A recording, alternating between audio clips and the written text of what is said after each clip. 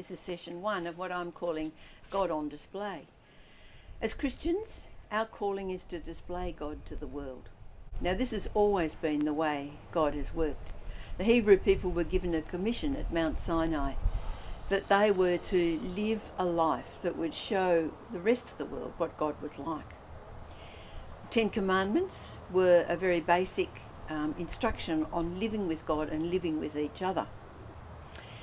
They encompassed respect for one another, respect for all life, honesty, truth, respect for marriage, attitude to one another's possessions. And of course all of this was based on, first of all, their honouring of God.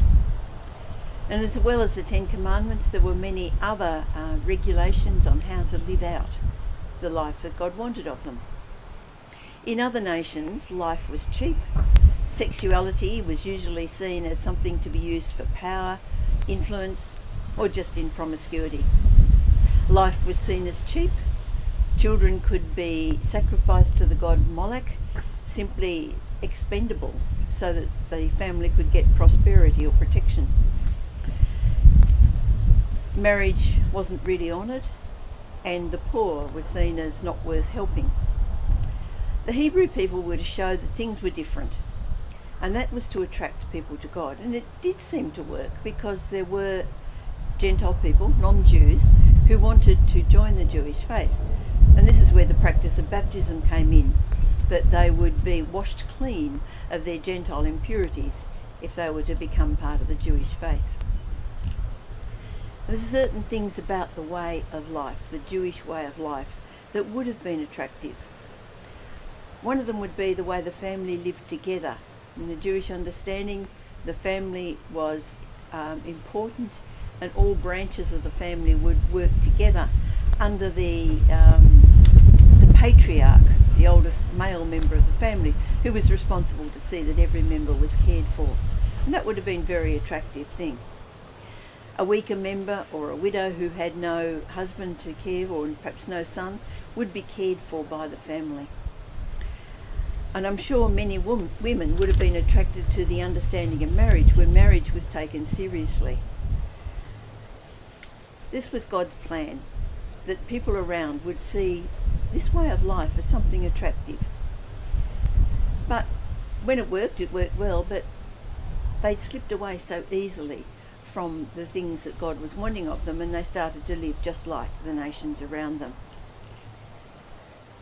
God demonstrated his notion that he needs to be shown or displayed to the world by sending Jesus to live amongst us, because Jesus showed us the very nature of God by everything he did, everything he said.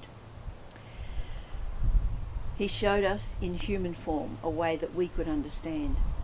And that's what he wants of his followers. We are to display God. Now this means that our lives have to be lived that in a way that honours God in every part. So it's not really good enough just to go to church, but then for the rest of our days just to live like anyone else does.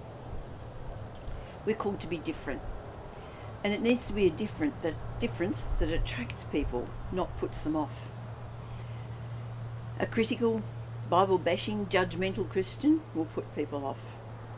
A Christian who doesn't behave any differently from the people around them just shows people or proves to them that Christians are hypocrites. They say one thing, but they do another.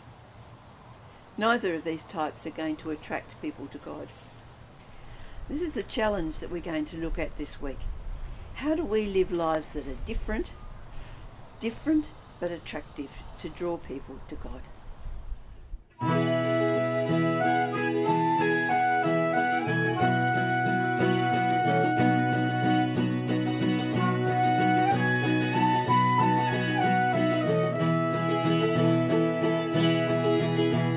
Spirit of heaven, flood over me. Forming Christ in all that I do. Turn every sinful desire in me into holy